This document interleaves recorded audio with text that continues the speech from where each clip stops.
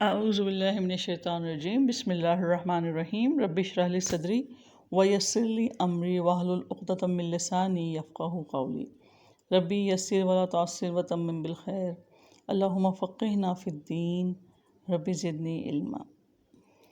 سورۃ البقرہ آیت 200 لفظی ترجمہ۔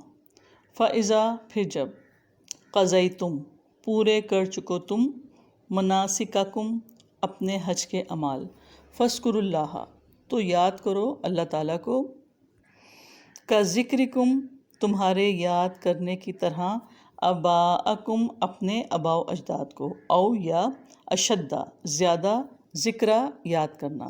فامن الناسی پھر لوگوں میں سے کوئی ہے من یقولو جو کہتا ہے ربنا اے ہمارے رب آتنا دے ہمیں فی الدنیا دنیا میں وما لہو اور نہیں اس کے لیے فی الآخرتی آخرت میں من خلاق کوئی حصہ۔ با محاورہ ترجمہ۔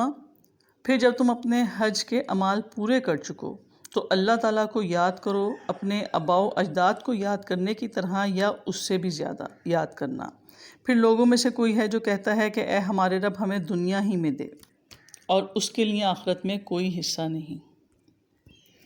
فَإِذَا قَضَيْتُم مَنَاسِكَكُمْ فاذكروا اللہ پھر جب تم اپنے حج کے اعمال پورے کر چکو۔ حج کے اعمال پورے کرنے سے مراد منا میں قیام، وقوف عرفات، مشعر حرام اور رمی وغیرہ۔ تو اللہ تعالیٰ سے اپنی کوتاہیوں پر استغفار کرو، عبادات کی توفیق ملنے پر شکر ادا کرو اور اسے یاد کرو تاکہ اللہ تعالیٰ کے ہاں تمہارے اعمال قبول ہو جائیں۔ فاذکروا اللہ تو اللہ تعالیٰ کو یاد کرو کہ اللہ تعالیٰ کا ذکر بہت بڑی چیز ہے تاکہ تم لوگوں کے دل اللہ تعالیٰ سے جڑ جائیں۔ پھر فرمایا فاذکروا اللہ کا ذکرکم آباءکم او اشد ذکرا اللہ تعالیٰ کو یاد کرو اپنے آباء و اجداد کو یاد کرنے کی طرح یا اس سے بھی زیادہ یاد کرنا۔ یعنی 10ویں ذی الحج کو جب افعال حج سے فراغت پا چکو تو قیام منا کے دوران اللہ کا خوب ذکر کرو، جیسے زمانے جاہلیت میں اپنے آباء و اجداد کا ذکر کیا کرتے تھے، بلکہ اس سے بھی بڑھ چڑھ کر اللہ کا ذکر کرو، کیونکہ عرب کا ایک قدیم دستور تھا کہ حج سے فارغ ہو کر 3 دن منا میں قیام کرتے اور بازار لگاتے۔ وہاں میلے کا سماع ہو جاتا جہاں مختلف قبائل کے شعراء اپنے قبیلوں کی مدح سرائی کرتے، اپنے اسلاف کی عظمت بیان کرتے اور اللہ کا ذکر ختم ہی ہو چکا تھا۔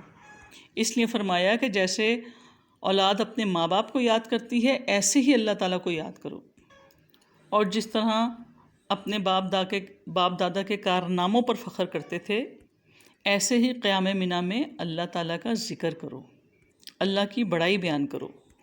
اس آیت سے یہ بھی پتہ چلا کہ دور جاہلیت میں گفتگو کے موضوع کچھ اور ہوتے ہیں اور علم آ جانے کے بعد گفتگو کا موضوع کچھ اور ہو جاتا ہے۔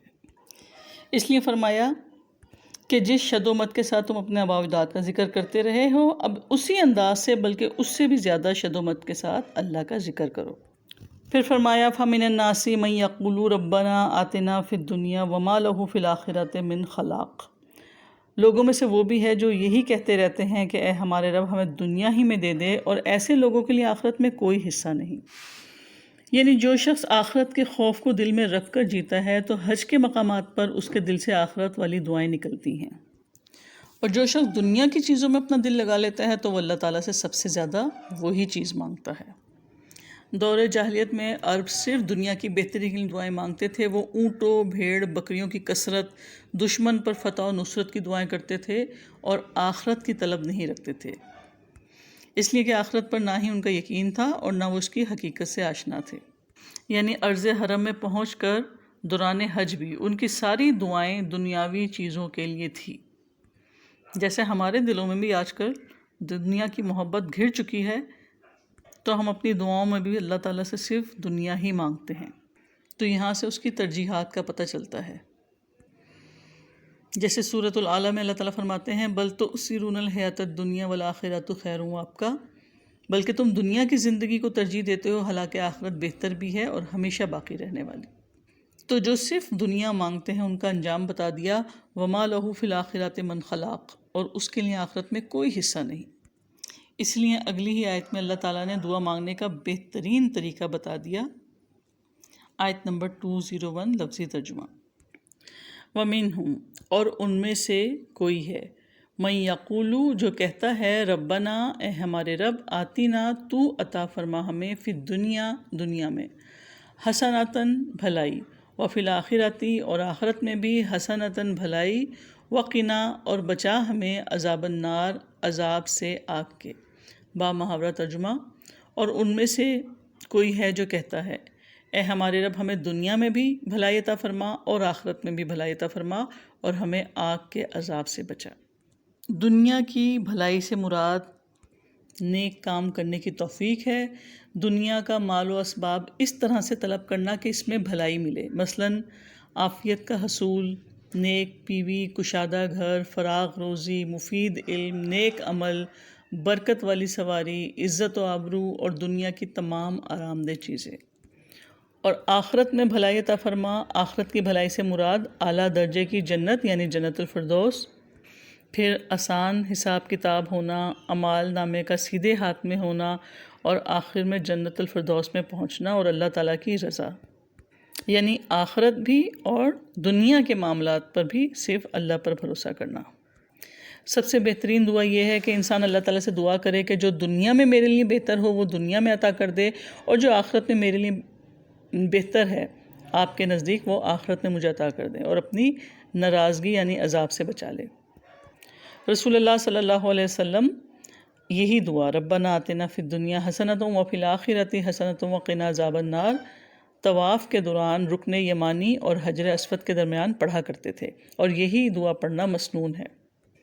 مختلف چکروں میں جو لوگوں نے دعائیں مختص کر لی ہیں وہ خود ساختہ ہیں۔ تو دنیا کی سب سے بڑی نعمت ایمان اور ہدایت ہے، اور دنیا کی کوئی نعمت نہیں جب تک ہدایت اور ایمان کے ساتھ نہ ہو۔ تو انسان سب سے پہلے ہدایت، ایمان اور استقامت طلب کرے، پھر اس کے ساتھ اللہ تعالیٰ سے دنیا میں کشادگی، رزق میں گشائش کی دعا کرے تو یہ زیادہ پسندیدہ ہے۔ آیت 202 لفظی ترجمہ۔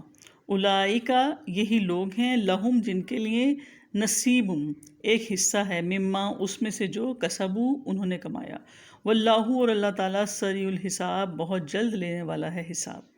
با محاورہ ترجمہ۔ یہی لوگ ہیں جن کے لیے اس میں سے ایک حصہ ہے جو انہوں نے کمایا، اور اللہ تعالیٰ بہت جلد حساب لینے والا ہے۔ اور یہ الفاظ بہت اہم ہیں کہ محض دعا کافی نہیں ہو جائے گی بلکہ اپنا عمل بھی ضروری ہے، کیونکہ یہاں پہ فرمایا ہے کہ ان کے لیے حصہ ہے اس میں سے جو انہوں نے کمایا۔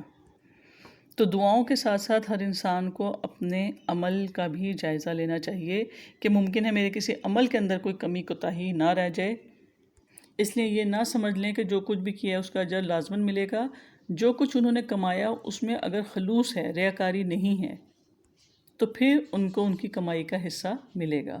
واللہ سریع الحساب اور اللہ تعالیٰ جلد حساب چکانے والا ہے، یعنی انسان جو بھی عمل کرتا ہے اچھا یا برا، اللہ تعالیٰ کے لیے حساب لینے میں مشکل نہیں، وہ بہت جلد حساب لینے والا ہے۔ اللہ تعالیٰ کے حساب لینے کی وجہ سے انسان کو اپنے اعمال کے بارے میں فکر ہونی چاہیے۔ سبحانک اللہم و بحمدک نشہد ان لا الہ الا انت نستغفرک و نتوب الیک۔ السلام علیکم و رحمۃ اللہ وبرکاتہ۔